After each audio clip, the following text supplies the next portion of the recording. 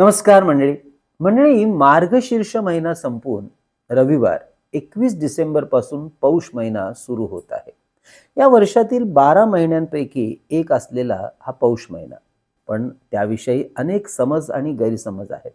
इतके की पौष महिना सुरू झाला म्हणून अनेक शुभकार्य पुढे ढकलली जातात व महत्वाची बोलणी, मग ती विवाहाची असो किंवा कोणत्याही महत्वाच्या कामाच्या व्यवहाराच्या संदर्भातली असो, टाळली जातात.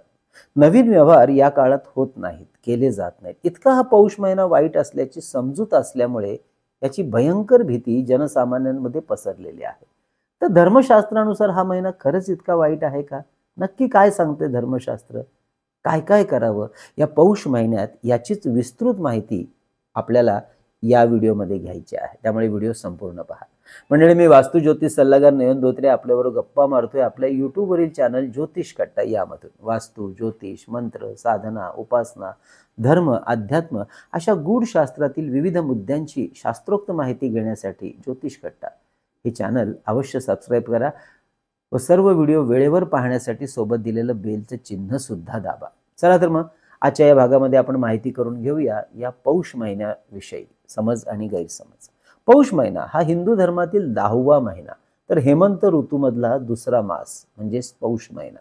मकर संक्रांती शिवाय ही या महिन्यात अन्य महत्वाचे सण साजरे केले जातात. तसेच काही धार्मिक कृत्य सुद्धा या महिन्यात करणं शुभ असतं. निर्णय सिंधू, धर्मसिंधू या ग्रंथात या महिन्यात करण्याची काही कृत्य सांगितलेली आहेत.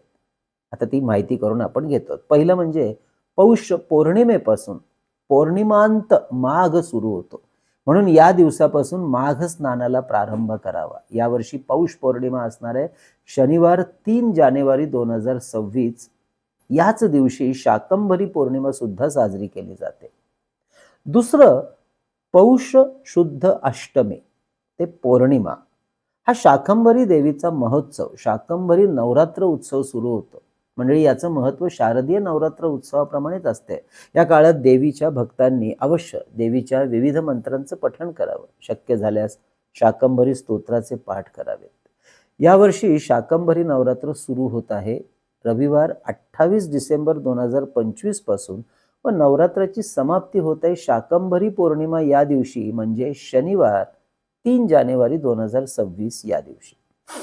या नवरात्र उत्सवामध्ये दुर्गा स्तोत्र, श्री सूक्त, महालक्ष्मी अष्टक या स्तोत्रांचं अवश्य वाचन करावं. जितकं जास्त होईल तितकं. शक्य झालं तर देवी सप्तशतीचं पारायण सुद्धा आपण या नवरात्रीमध्ये आवर्जून करू शकता.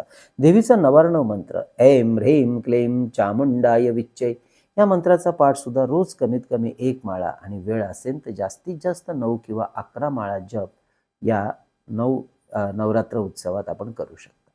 तिसरं म्हणजे पौष शुद्ध अष्टमीला जर बुधवार असेल तर शिवप्रित्यर्थ स्नान, जप, होम, तर्पण व ब्राह्मण भोजन करावं.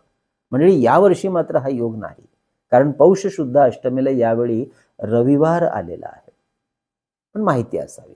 चौथं म्हणजे या पौष महिन्याचं औचित्य साधून शिव उपासकांनी शिवलिंगावर महिनाभर तुपाचा अभिषेक करावा व शिवापुढे दीपाराधन करावं, रुद्रपाठ करावा. हे अत्यंत पुण्यकारक समजलं जातं. पाचवं म्हणजे पौषाच्या दोन्ही पक्षामध्ये येणाऱ्या नवमीला उपवास करून दुर्गेची त्रिकाळ पूजा करावी, सकाळ, दुपार, संध्याकाळ. शक्य झाल्यास दुर्गा स्तोत्राचा पाठ या दिवशी 3 वेळा किंवा 11 वेळा करावा. शिवाय या व्रतानिमित्ताने 8 कुमारिकांना भोजन घालावं. यावेळी पौष शुद्ध नवमी या वर्षामध्ये असणारे सोमवार 29 डिसेंबर 2025 या दिवशी व पौष कृष्ण नवमी असणार आहे सोमवार 12 जानेवारी 2026 या दिवशी. या पौष महिन्यामध्ये संपूर्ण महिनाभर एक वेळ उपवास करून म्हणजे एकभुक्त राहावं व जे शक्य असेल ते दान धर्म अर्थातच आपण करू शकता. सातवं म्हणजे रवी धनु राशीत प्रवास करून मकर राशीपर्यंत प्रवेश करेपर्यंतच्या महिनाभराच्या कालखंडाला धनुर्मास म्हणतात आणि हा धनुर्मास श्रावणासारखाच पवित्र मानला जातो. या धनुर्मासाचे काही दिवस हे पौष महिन्यामध्ये येतात. या संपूर्ण धनुर्मासामध्ये सूर्योदयापूर्वी देवपूजा आणि अन्निक उरकून देवास महानैवेद्य दाखवण्याची पद्धत आहे. या महानैवेद्यामध्ये मुगाच्या डाळीची खिचडी, गुळाची पोळी, बाजरीची भाकरी, वांग्याचं व तिळ्याचे पदार्थ केले जातात. म्हणजे असा हा धनुर्मास सुरू होत आहे मंगळवार 16 डिसेंबर पासून व समाप्त होत आहे मंगळवार 13 जानेवारी 2026 रोजी. म्हणजे या सर्व माहितीवरून धार्मिक कार्यासाठी हा पौष महिना निषिद्ध नाही हे स्पष्ट होतं. आता राहिला प्रश्न विवाह आणि वास्तूविषयी कार्याचा. पौष महिन्यामध्ये रवी धनु राशीमध्ये असतात. विवाहाचे मुहूर्त घेऊ नयेत असं शास्त्र सांगतं. मात्र उर्वरित महिना हा विवाहासाठी मात्र वर्ज्य नाही. आणि मंडळी, या पौष महिन्यात हा रवी ग्रह 15 जानेवारी पासून मकर राशीमध्ये प्रवेश करतो आहे. म्हणजेच 15 जानेवारी पासून विवाहाच्या मुहूर्ताचा विचार करायला हरकत नाही. मात्र या पौष महिन्यात शुक्र ग्रहाचा अस्त असल्यामुळे विवाहाचे मुहूर्तच असणार नाहीत. अर्थात काढीव मुहूर्त आपण काढू शकता या वर्षीच्या पौष महिन्यात. थोडक्यात पौष महिना हा शुभ कार्यासाठी वर्ज्य आहे. ही निव्वळ खुलचट कल्पना असून तिला कुठलाही शास्त्र आधार नाही आणि म्हणूनच पौष महिन्याचा बागुलबुवा करण्यात अर्थच नाही.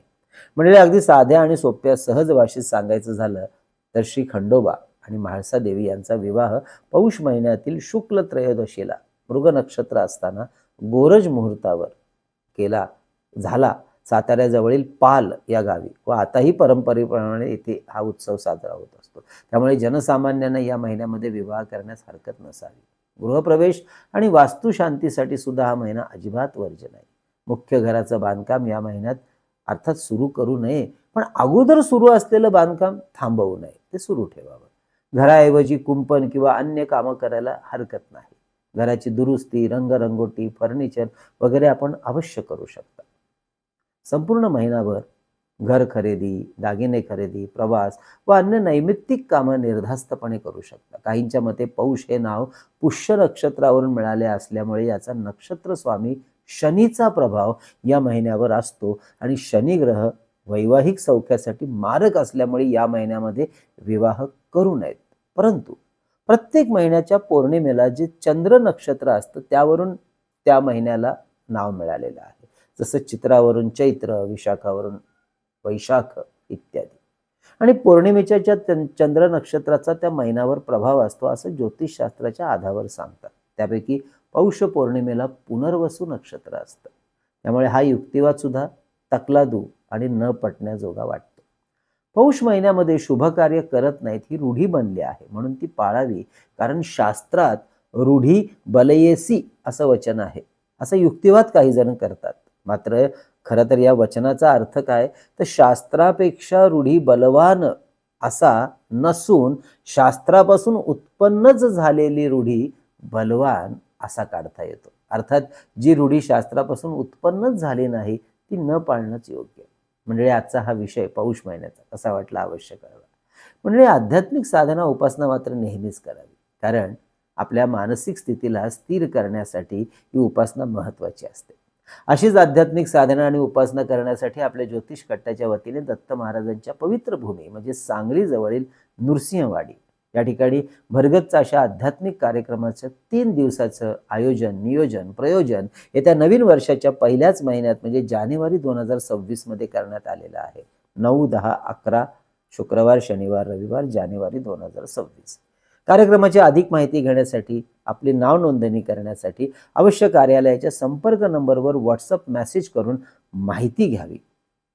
मंडळी, या संदर्भातला एक व्हिडिओ सुद्धा आम्ही प्रकाशित केलेला आहे. तसेच वाडीचे महात्म्य सांगणारा व्हिडिओ सुद्धा प्रकाशित केलेला आहे. आपण स्वतः जर वाडीला जाताय तर दर्शन कसं घ्यावं हे दोन्ही व्हिडिओ अवश्य पहा. डिस्क्रिप्शनमध्ये खाली लिंक दिलेली आहे.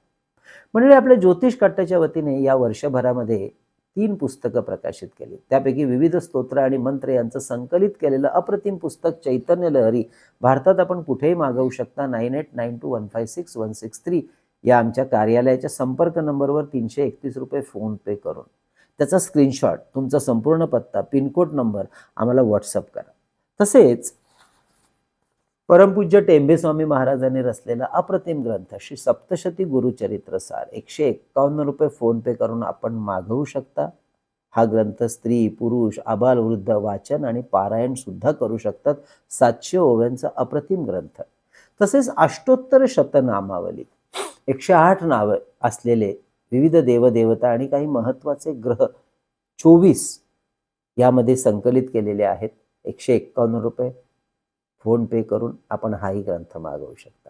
तसे शुभमुहूर्तावर अभिमंत्रित आणि सिद्ध केलेली विविध रुद्राक्ष, विविध ग्रहांची यंत्र, विद्यार्थ्यांची स्मरणशक्ती एकाग्रता वाढीसाठी गणेश रुद्राक्ष, सिद्धी गणेश यंत्र, सरस्वती यंत्र, तर ऐहिक सुखासाठी श्रीयंत्र, कुबेर यंत्र, वास्तुदोष निवारण यंत्र, अन्नपूर्णा यंत्र, सुदर्शन यंत्र, वास्तू इंद्राणी यंत्र, मेरुश्री यंत्र, दक्षिणावर्ती शंख, लक्ष्मी कवडी याची सुद्धा माहिती घेण्यासाठी आधी आपण व्हॉट्सअप करा, नंतर आपली ऑर्डर अवश्य बुक करा. आपल्या वास्तूतली चैतन्य ऊर्जा वाढवण्यासाठी हे धूप दीप पात्र, ज्यामध्ये 2 तांब्याच्या वाट्या आहेत. एकामध्ये कापूर सोबत एक लवंग, दुसऱ्यामध्ये शुद्ध गाईच्या तुपात भिजवलेली कापसाची वात, असे दोन्ही अग्नी प्रज्वलित करून सकाळ संध्याकाळ घंटानाद करत, शुभमंत्राचा पाठ करत, प्रदक्षिणा मार्गाने हा अग्नी आपल्या संपूर्ण वास्तूमध्ये फिरवावा.